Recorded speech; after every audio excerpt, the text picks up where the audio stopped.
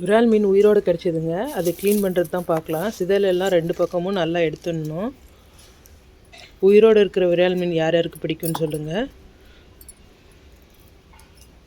செதில் எல்லாமே ஃபுல்லாக எடுத்துட்டு பாருங்கள். செதில் எடுத்த பின்னாடி கூட நல்லா உயிரோடு துடிக்குது. இப்போ கொஞ்சம் கல்லுப்பு போட்டு அதை நல்லா உரசணும். உரசுனா தான் அது மேலே இருக்கிற அழுக்கு நீச்ச ஸ்மெல்லாம் போகும்.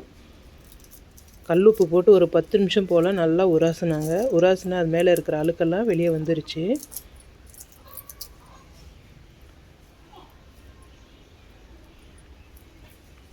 கொஞ்சம் இடம் கூட விடாமல் நல்லா தூளுப்பு போட்டு நல்லா உரசினாங்க. இப்போ நல்லா கழுவிட்டு அதை கட் பண்ண ஆரம்பித்தாங்க. கட் பண்ணும்போது நம்மளுக்கு எந்த சைஸ் வேணுமோ அந்த சைஸ் கட் பண்ணி கொடுத்தாங்க.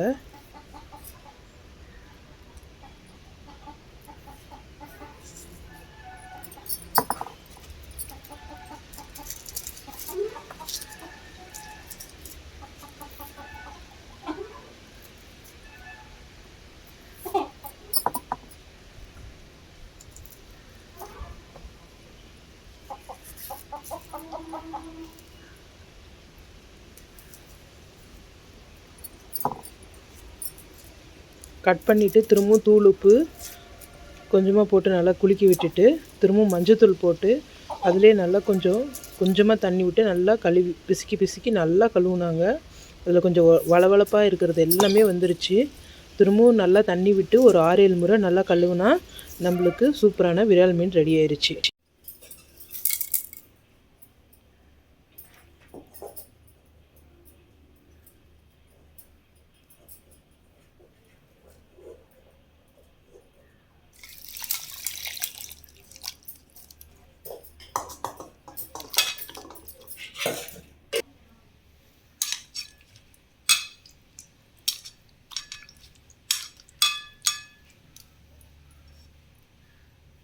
ஒரு மணி நேரம் போல் நல்லா ஊறட்டும். ஊறினா தான் இதில் உப்பு புளி காரம் பிடிக்கும். இப்போ சின்ன வெங்காயம் கொஞ்சம் பூண்டு சேர்த்துக்கலாம் எண்ணெயில். காரத்துக்கு ஏற்ற மாதிரி காஞ்ச மிளகாய்.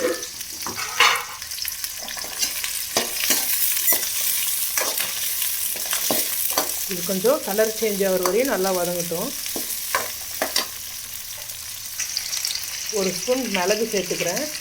மிளகு வந்து மீன் குழம்பு கருவாடு குழம்பு போது சேர்க்கும் போது போட்டோம்னா பெரிய சைஸு தக்காளி 4 சேர்த்துக்கிறேன்.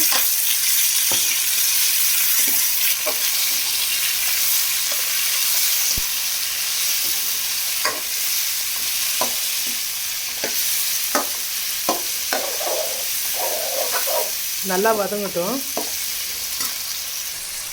தக்காளி நல்லா வதங்கினதுக்கப்புறம் ஒரு எலுமிச்சை பழம் அளவுக்கு புளி சேர்த்து அதுவும் வதக்கிக்கலாம். இப்போ புளி சேர்த்து ஒரு 2 நிமிஷம் ஆனதுக்கப்புறம் ஒரு 2 ஸ்பூனு கொத்தமல்லி தூள் சேர்த்து கலரி விட்டுக்கலாம். இது ஆறுனதுக்கப்புறம் ஒரு சின்ன முடி தேங்காய் வச்சு அரைச்சிக்கலாம். இந்த அளவுக்கு தேங்காய் துருவிட்டு மிக்ஸி ஜாரில் நல்லா அரைச்சி எடுத்துக்கலாம். எண்ணெய் சேர்த்துருக்குறேன். எண்ணெய் காஞ்சதும் வடகம் சேர்த்துக்கலாம். தாளிப்பு வடகம்.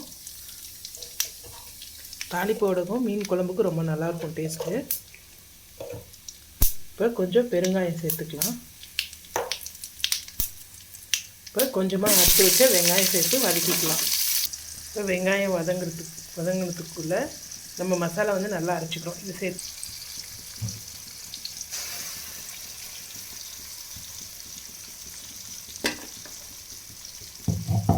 இப்போ மசாலாவை கொஞ்ச நேரம் ஆல்ரெடி நம்ம வதக்கி தான் எல்லாமே அரைச்சிருக்கிறோம்.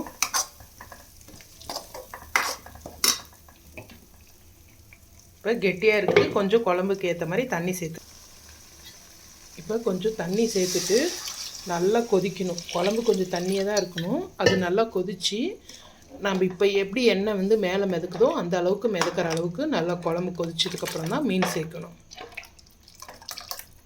பாருங்கள். இப்போ கல்லுப்பும் மஞ்சத்தூளும் சேர்த்துக்கலாம். கல்லுப்பு கொஞ்சமாக மஞ்சத்தூள். இப்போ இது நல்லா கொதிக்கிட்டோம்.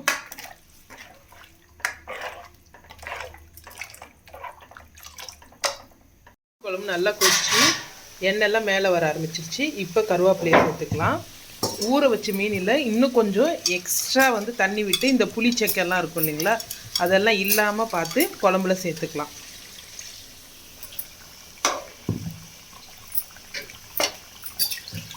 விரால் மீன் வந்து நம்ம எவ்வளோ நேரம் இது பண்ணாலும் உடையாது, குழம்புல நல்லா விரைச்சிட்டு இருக்கும். நீங்கள் எந்த மீனாக இருந்தாலும் இப்படி ஊற வச்சு சேர்க்கும் போது உப்பு புளி காரம் வந்து நல்லா பிடிச்சிருக்கும். நீங்கள் மீன் குழம்பெல்லாம் 2 நாள் கழித்து சாப்பிட்ணுன்னுவீங்க, இந்த மாதிரி ஊற வச்சு சேர்த்திங்கன்னா அப்பயே வந்து சாப்பிட்லாம். இது மாதிரி புளிச்சக்கை இருந்தால் எடுத்துருங்க.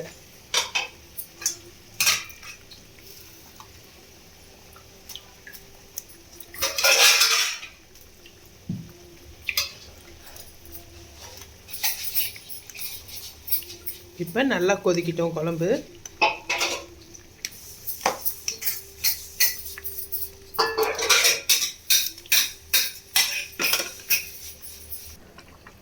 ஸ்டவ் ஆஃப் பண்ணிடலாம். சூப்பரான விரால் மீன் குழம்பு ரெடி ஆயிடுச்சுங்க. இந்த வீடியோ பிடிச்சிருந்தா லைக் பண்ணுங்கள், ஷேர் பண்ணுங்கள், கமெண்ட் பண்ணுங்கள், சப்ஸ்கிரைப் பண்ணுங்கள்.